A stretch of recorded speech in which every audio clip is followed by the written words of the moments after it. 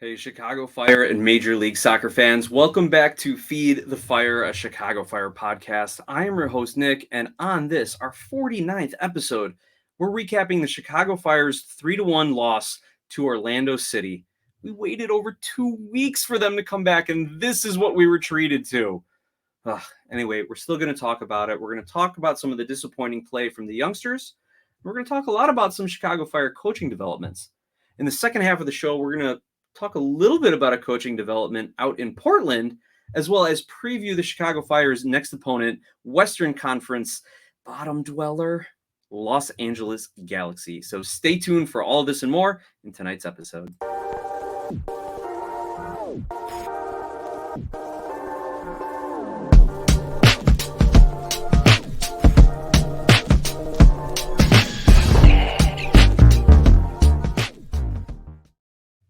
Hey, Fire fans, welcome back to the Feed the Fire podcast. Again, I am Nick, your host. Tonight, as I mentioned prior to that pretty sweet intro music, if I may say so, we are going to recap the Chicago Fire's 3-1 loss and look ahead at their next match against the Galaxy. Before we get into the nitty-gritty of the Orlando City match, I just want to say I was at the game and I had a great time. I was with one of my best friends and his son. I had my son with me.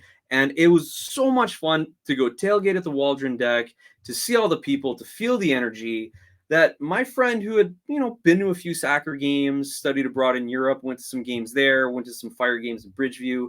But now that our kids are all playing soccer, he's getting back into it. And that's really cool. And on top of it, we got to meet up with a loyal listener of the show here, Alex P.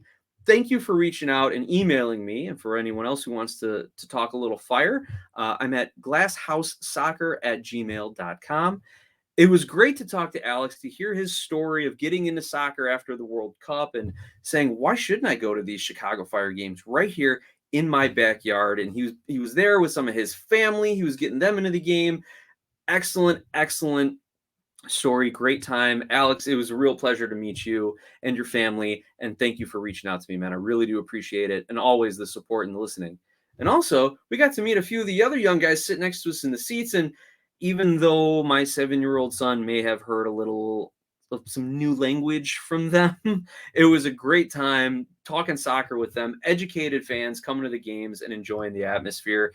Even though it was a loss, even though it was disappointing, it was a good time had by all, again, setting aside the results. Now, speaking of these results, it was a 3-1 loss to Orlando. And rather than kind of break down the goals and look at what happened and what went wrong in those specific plays, I want to take a little broader look here.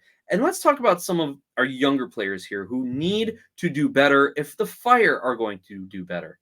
And I'm going to start with striker Georgos Koutsias, who gets the start, who I was so excited for, who my son, because we're Greek, is like, Koutsias is starting. I want to buy a Koutsias jersey. And they didn't have hardly any youth jerseys in the shop, unfortunately, especially one with anyone's name on it like a Koutsias. You can get it custom done there, I believe, but we didn't see it there. I wasn't about to spend $70 on something that didn't fit him.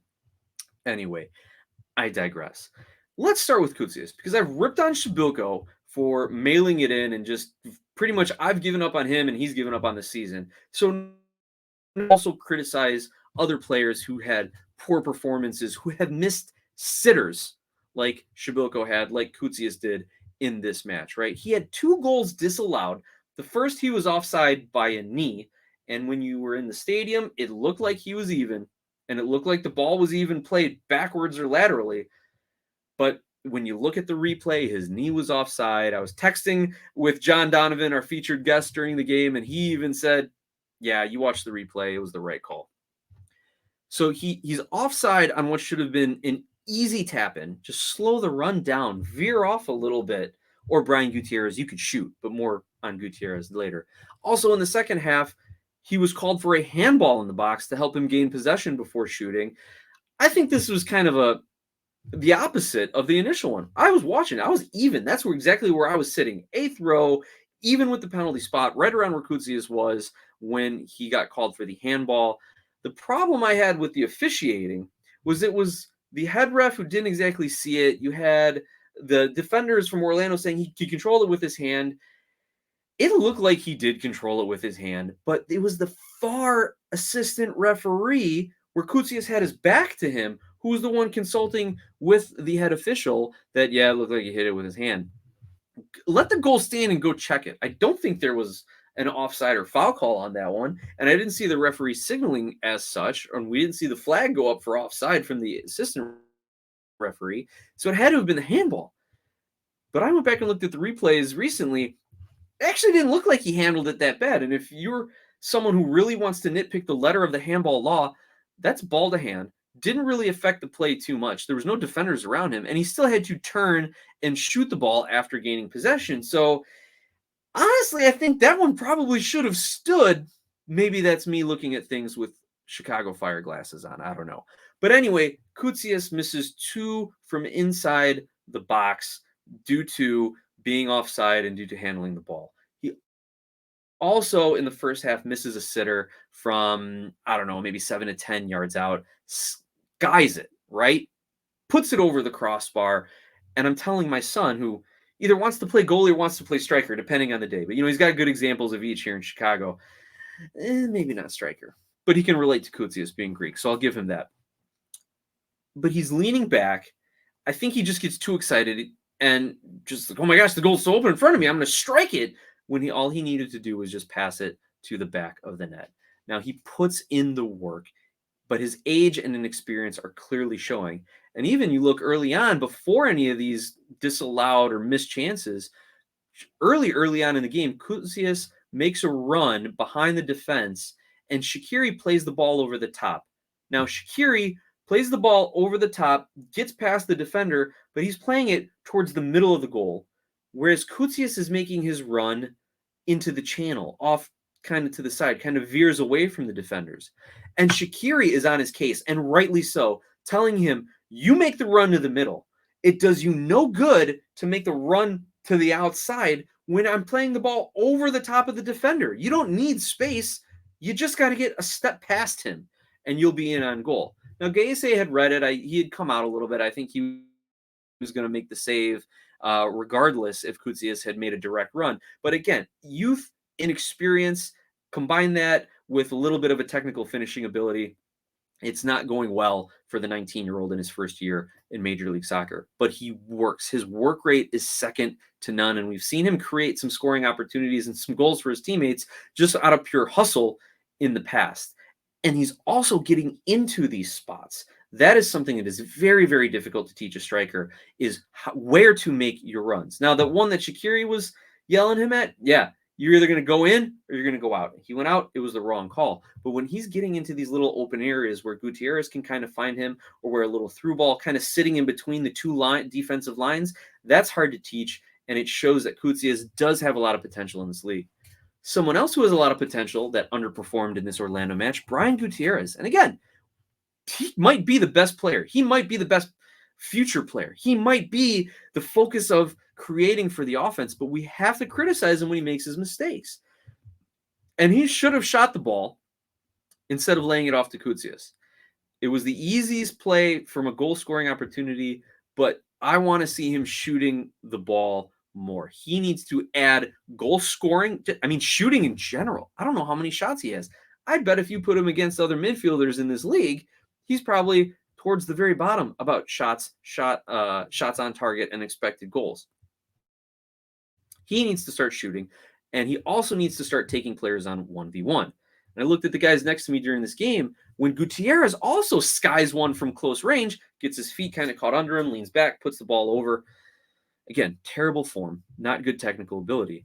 I look at these guys and say, well, it's plays like that why he's not playing in Europe yet.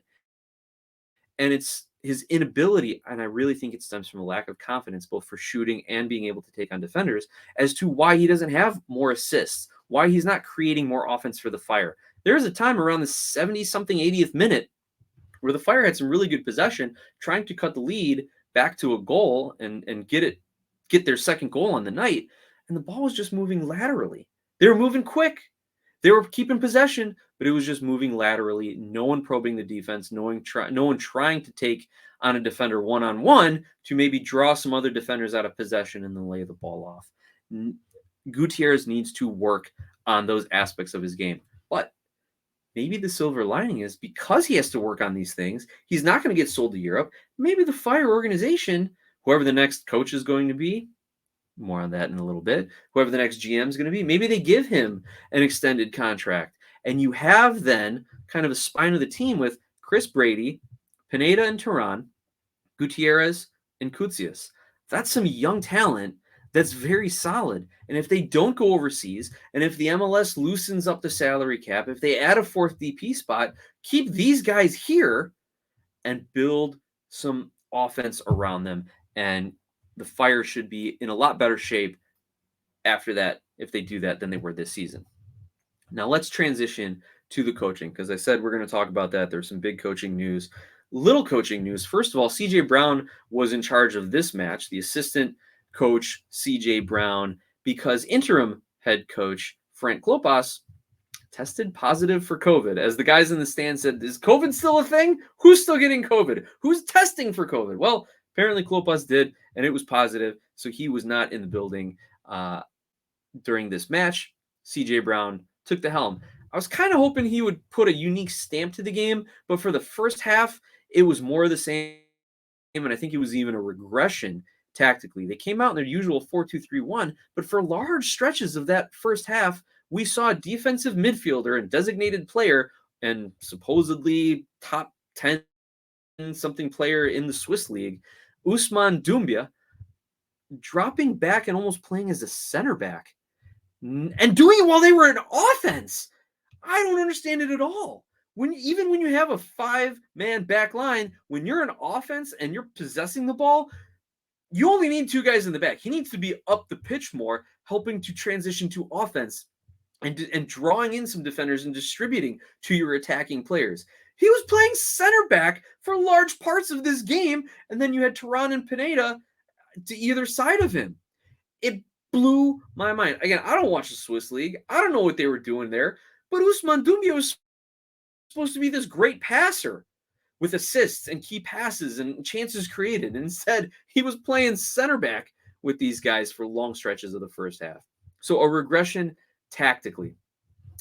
Also, I really liked what CJ did in the second half, switching to a 2-striker set.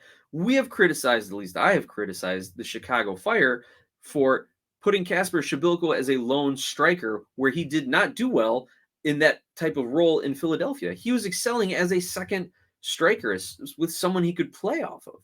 And in the second half, they brought in Shabilko and Kamara. The problem is Shabilko has already given up on the season, and it was so evident in this game. Again, he's mailing it in. He's dropping too deep to receive the ball. He's making runs into Kai Kamara's space, and Kai's yelling at him. And what does Shabilko do when Kai's yelling at him about the bad runs he's making? Just kind of walks off to the side. Again, his head is not here. And I don't care if he's making $1 million. You need to send him down to CF2 and bring up some other young kids and see if they can do something, whether it is spark some competition on the senior team or prove that they deserve some more minutes at the senior team for the rest of the year. Also, there was a token appearance from Jairo Torres over the last 10 minutes or so. But again, he's another guy who has failed to live up to his hype, his price tag. And guys, let's be honest. The Chicago Fire aren't a great team. They don't have all-stars on this team. Jairo Torres should be someone who can walk in and make an influence on a Fire game, but he's not. Sticking with coaching, after the match, CJ Brown said the following: if we hope another team gets us into the playoffs, then we don't earn it. We need to earn it. Now, he's not exactly wrong here, right? The Fire haven't done enough to earn being in the playoffs, other than the fact that they're in 9th place, and because 9 of 15 teams get in, they will technically make the playoffs. They'll be in that playoff game against the 8th place team, currently Montreal, to get into the knockout rounds of the full MLS Cup playoffs. So he's not wrong in that sense. But on the other hand, I hope this doesn't discourage the team should they actually make the playoffs. To me, the playoffs and a postseason, it's about your body of work, right? Just like in a single game isn't decided by a single moment. Most often, you usually have a whole collection of plays and positive plays and negative plays that result in whether you win, lose, or draw.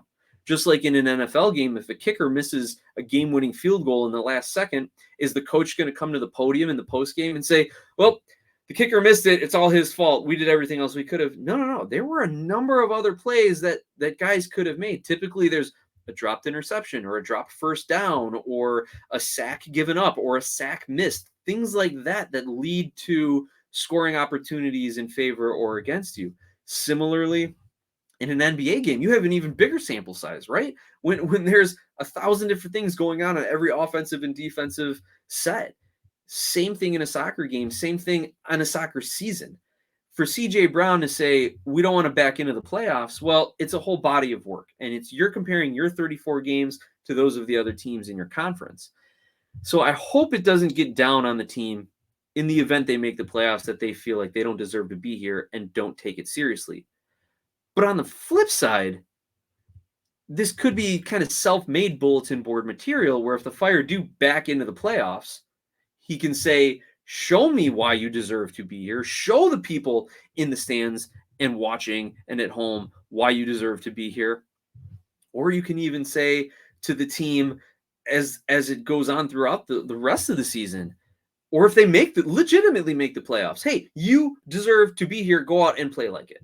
So maybe he's creating some future positive, inspirational messages. The other thing I liked about what CJ Brown said post-game was he took a lot of the blame for the team's performance and for the loss. He said, I'm the leader. I'm the coach. I put the lineup out. I'm the one standing on the sideline, and I have to stand in front of these guys and in front of the media. I forget exactly how he said it, and answer to it. I have to answer for these results. So I really appreciate him stepping up and taking a lot of the blame for that, especially when it's easy for a guy like me to say, hey, Koutsias missed a sitter, Gutierrez missed a sitter, Shabilko's mailing in. You can put a lot of this loss on the players. Tehran whiffed on clearing the header that led to Orlando's first goal. Like you can really put a lot on these players, but CJ Brown came out and said, I'm the leader as the coach. And I like that he said, I'm the leader as the coach. Is he kind of lobbying for that head coaching position come next season? I don't know if it's going to happen given some recent news, but I love the fact that he said it. Also, when was the last time a Chicago Fire coach came out and said, this is on me? I don't remember hearing that from Wiki or Paunovic or Klopas or anyone else of recent history, which has been a lot of coaches. So I could be wrong. I haven't listened to every press conference over the last 5 years, but it seems unique to CJ Brown, and it really made me respect him a lot more than I already did. So at the end of it all, the Fire remain barely above the playoff line. They're sitting in 9th place in a wild card spot. They've got 32 points on a very balanced 8-8-8 record. Now we're going to talk coaching after our sponsor break. So I'm going to remind everyone now that the show is brought to you by Skira Icelandic Spring Water, available at your local 7-Eleven. Icelandic for clear, Skira water comes from a spring in a government-protected nature preserve in Iceland with naturally low mineral content. This isn't your average water. Clearly, pun intended, it's one of the best. And I will encourage everyone, especially in the Chicagoland area, get to your local 7-Eleven. Get a few bottles of Skira because the heat index is supposed to be right around 100 for large stretches of this week. Stay hydrated. And also I had heard that Skira might be coming to some Walgreens in the New York area. So keep a lookout for that, our New York listeners. And with our Skira sponsor break, we also have come to the part of the show where we're going to turn things over to our featured guest, John Donovan, to talk about all things Chicago Fire, Orlando City. And I'll remind everyone, John actually played professionally in Venezuela back in the 70s for a few years before returning to the Chicago area and setting up a number of successful businesses. So we appreciate John's insight as a former player and his organizational insight as a businessman. And John, on the podcast side, you're going to hear his segment. And on YouTube, we're going to take just a few second break. Take it away, John. John, thank you again so much for contributing to the show, for bringing your passion for the Fire, for the sport, for the league to the Feed the Fire podcast. We really do appreciate it. And again, John's segment, as well as the show, brought to you by Skira Icelandic Spring Water. Now, I've teased it a few times already. We're talking coaching here because on Thursday the 17th, Chicago Fire announced that head coach Frank Klopas has named Nicholas Kostenoglu and Theodoros Antonopoulos as assistant coaches for the remainder of the 2023 season. Now, real quick, before we pick apart the coaching thing, the bulletin put out on MLSsoccer.com, I read just that. Head coach Frank Klopas.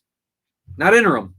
They called it head coach Frank Klopas. I don't know if that was just someone typing or if I'm reading between the lines there with my little tinfoil hat, because supposedly Klopas doesn't want the head coaching job, but isn't that what you tell everybody? No, I don't want it. I'm humble. I'm happy to be the assistant. Whatever the club needs from me, I'm here to do. What if the club wants you to be the head coach, Frank? You going to take that back?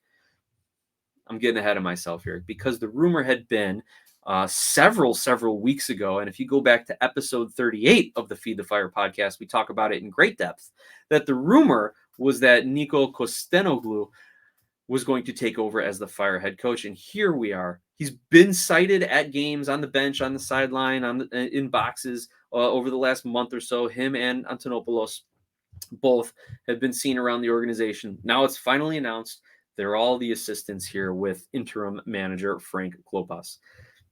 Again, go back to episode 38 and check it out. But in sum, Kostenoglu, an underwhelming signing.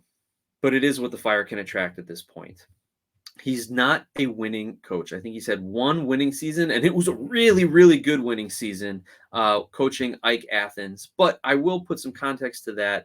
Even though he's not a winning coach, and even though he's had a number of stops, he's had a lot of interim manager seasons over in Greece. He's gotten a few he's gotten a couple head coaching jobs, but always wanted to go back to AEK Athens, the club where he played, and I think the club where he met Frank Klopas when they were playing, maybe. So he had been an assistant with AEK Athens, and then, they fire their coach. He takes over for a season. They bring in another coach for a couple of years. He leaves. He takes over for a season. So as a head coach, it's been kind of inconsistent tenures for him. And as a result of that, I would say his coaching record isn't very good. AEK is one of the top, I'd say top 4, maybe top 5 clubs in Greece, and supposedly has a good academy system where he did spend some time coaching early on in his career, as well as I think he coached their U20 or U23 team for a season or two. So he does have some experience at different levels of a club organization. But most recently, he was the head coach of the Cyprus national team. Did that for about a year and a half. Again, a very, very poor tenure when you look at wins, losses, and draws. But I don't even think Pep Guardiola is going to get a Cyprus team to be winning games, qualifying for Euros and World Cups, right? There just isn't the talent or development in Cyprus as there are other countries in Europe. But that international head coaching experience is invaluable, and he can kind of hang his hat on beating a good Slovenia team in qualifying for, I don't know if it was World Cup or for Euros tournament or Nations League game, but he did beat Slovenia. He's had some success at the club level, and let's hope it translates to working with the Chicago Fire. Now, the other assistant, Theodoros Antonopoulos, was also on the staff with the Cyprus national team, but prior to that, he was an academy coach and assistant coach at Apollon Smyrnis FC in Greece. And he, again, is learning and stepping up. These are young coaches. These are guys who could be here a long time if things start to work, or these are guys who are going to be here for 2 to 3 years as the Fire rebuild and Jesse Marsch becomes available. I'm kidding. Or am I? We'll see what's in Mansueto's head, right? But again, we didn't get Jesse Marsch. The Fire didn't get Jesse Marsch. I don't know if they offered it to him. Supposedly there were discussions. Maybe he's holding out for a bigger position in Europe, especially after being part of the Red Bulls global organization and coaching in the Bundesliga and the Austrian league. Maybe he was holding out for the USMNT job, and the Fire just ended up moving in a different direction. Or maybe this is just what the Fire can get, guys. It's not a valuable place. It's not an ideal place for coaches to land. You have uncertainty in the front office. We don't know if Heitz and Pelzer, sporting director and technical director, are going to be around next year, if they're just going to move to Lugano in Switzerland, if they're going to be fired, if they're going to be given extensions. We don't know. We don't know what the roster is going to look like. The only good thing about the coaching job with the Chicago Fire is that whoever your new GM is, you're going to have 2 or 3 DP spots, especially if the league loosens the purse strings and salary cap restrictions and adds a 4th DP spot on top of it. as the rumors are coming out about. That's what would make Chicago an ideal spot, right? The only DP you have under contract past this season is Shaqiri. Maybe you can buy out or somehow manipulate Jairo Torres's young DP contract, right? But that's where we're at. And I think the Fire have to either go all in on these Greek coaches, announce Kostenoglu is going to be the next head coach. Klopas and Antonopoulos are going to be his assistants. They're going to implement the way they want to play. And CJ and Zach Thornton, thanks for all your work with the club. It just didn't work out. Timing, whatever you want to call it. I wouldn't be thrilled with CJ Brown leaving, and maybe he was kind of lobbying a bit for the head coach position by saying, I'm the leader of this team, and in his post-game presser. And I hope he gets a shot, if not with the Fire, with another club. And I hope Zach Thornton can also have a long, long coaching career as well. God, I remember going to games watching them play. But I think the Fire have to make a decision. What do we want as a team and organizational culture? Who's going to be doing that for us? Is it going to be the Greeks?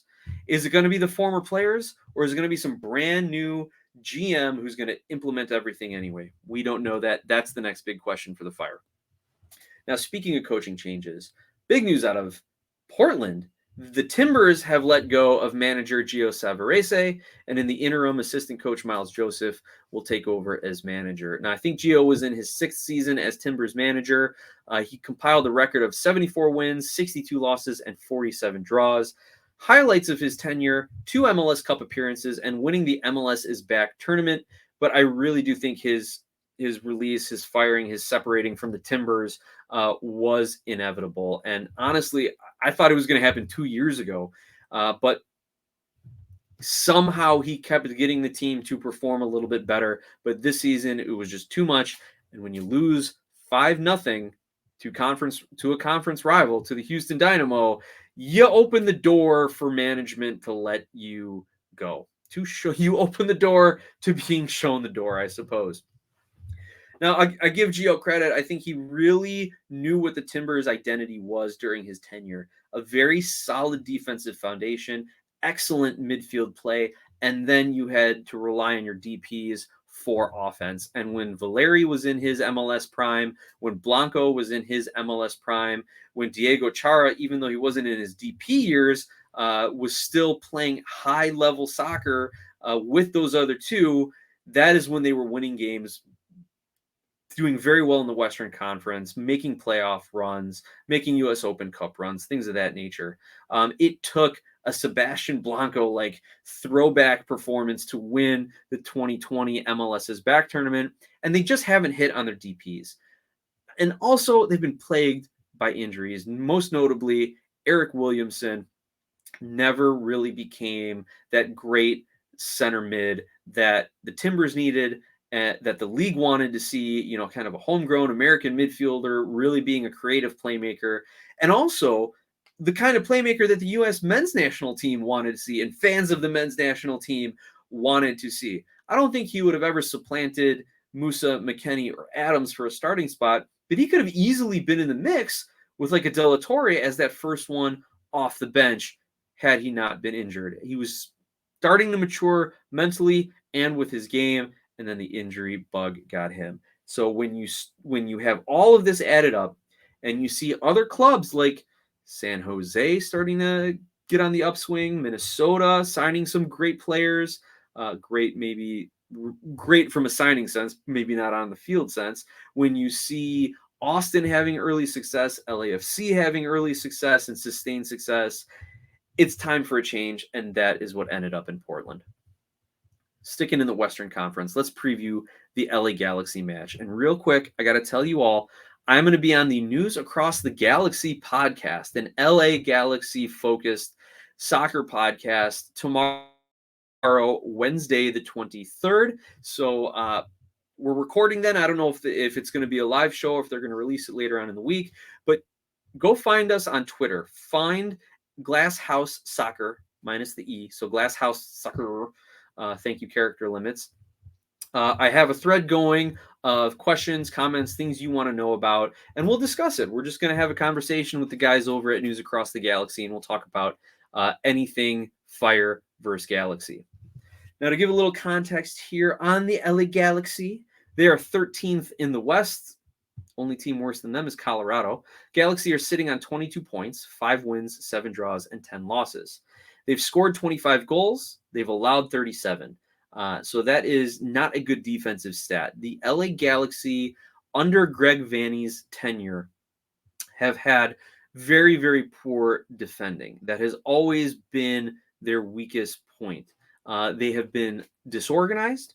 They have had a lack of talent compared to some of the offenses that they see, and some injuries as well. Greg Vanney has taken a lot of criticism for sticking with his 4-3-3 formation through all of it.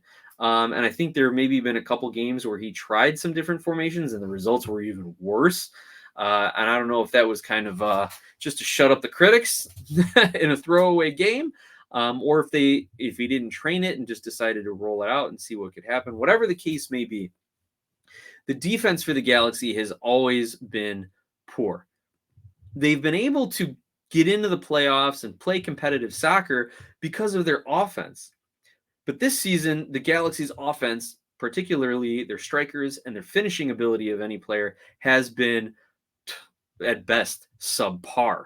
You have Tyler Boyd as their leading scorer with 4 goals on the season, and then you have Judd and Ricky Puig with 3 goals on the season apiece. Those are your top 3 scorers, 4 and 3 and 3.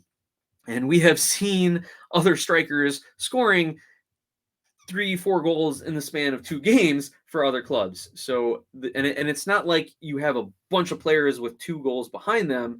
The LA Galaxy aren't scoring, which is going to be an interesting matchup for a Chicago Fire team that also has the same problem. Getting back to that 4-3-3 formation, that is what I expect to see from a Vanney team, from this Galaxy team. They have played 4-3-3 in their last 5 competitive matches.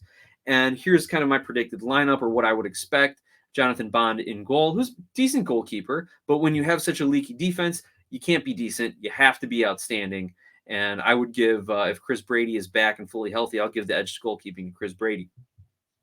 Along the back line, I expect to see Caligari, Leardom, Mavinga, and Edwards. You may see Jalen Neal come in for Leardom if Vanney wants to try and rotate some legs, or maybe he is a second-half substitution. Young player, needs to get some minutes. In the midfield, I would expect to see Delgado, Aguirre, and Ricky Puig. In the mid, you've seen them use Brugman a lot, but he was out with a torn meniscus recently, and I doubt he is going to be back anytime soon, especially when you're probably not making the playoffs. Let your players get healthy. Don't risk permanent, serious future injury to rush him back for a wasted season or a lost season in the sense of making playoffs. So he typically starts in the center for the Galaxy, but due to this injury, I would expect him to be out.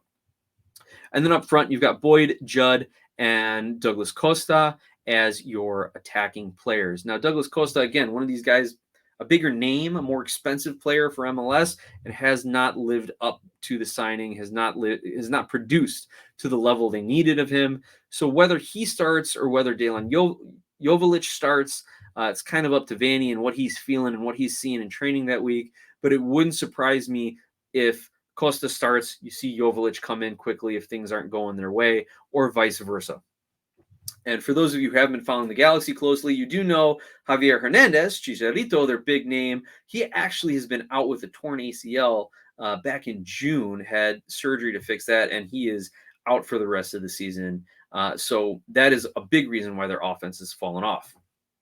Looking at the odds here, I looked at BetMGM, and again, it is only Tuesday night, the 22nd. They've got LA at minus 105, so slight favorites there. But they have the draw at plus 260 and the Fire to win at plus 260. So really what this means is if you're going to bet $100 and Chicago wins, they're going to get 265. But if you're going to bet on LA, you have to bet 105 to make 100. So that's why they're slight favorites on this one. But I'm stunned that the draw and Chicago to win are essentially the same likelihood. Additionally, I just wonder, for those of you who've gone on BetMGM lately, they got rid of all the MLS logos in favor of just like generic colored soccer balls. So I wonder if that partnership has ended or if they decided to terminate that partnership given kind of the outcry throughout world soccer about having gambling companies as sponsors and the ills of gambling throughout soccer and some of the poorer countries where it's very influential, especially when soccer teams are very influential. So I wonder if that played into a little bit, or if just their deal was 3 years and it's up now. Who knows? But anyway, looking at those odds, looking at everything we've talked about, I would expect the Galaxy to attack the wings of the Chicago Fire.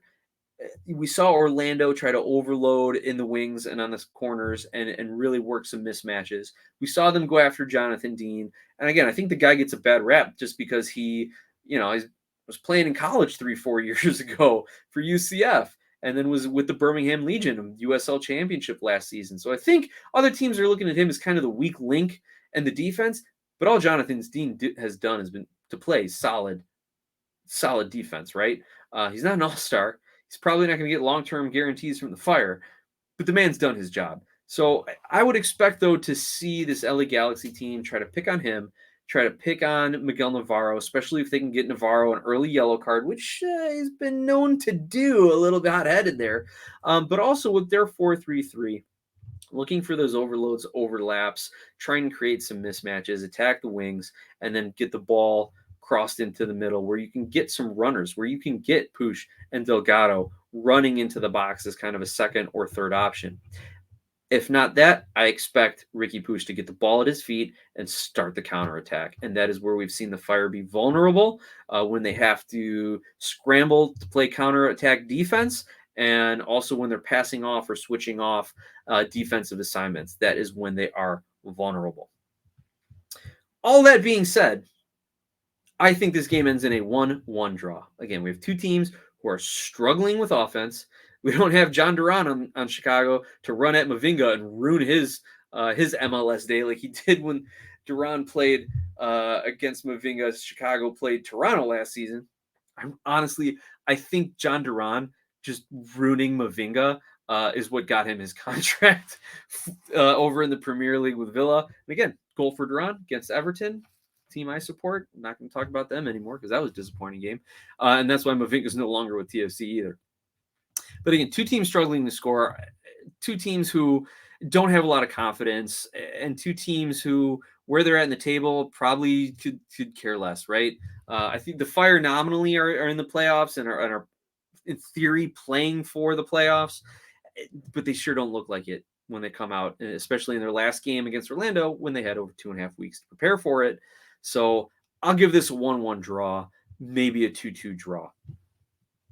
And with that, I want to thank everyone for tuning in, whether you're on Spotify, and make sure you do follow on Spotify. It's the best way to get the full show with all of John Donovan's takes, and as well as downloaded right to your phone when the latest episodes are pushed out. You can also subscribe on YouTube. Reach out to me on Twitter at GlassHouseSoccer or via email glasshouseSoccer@gmail.com. Again, thanks to Alex and his family for meeting us at the game. Thanks to the guys for hanging out at the game with us. Thanks to the entire section of 142 for teaching my 7-year-old to chant, "Ref, you suck. Ref, you suck." Even if the ref did suck.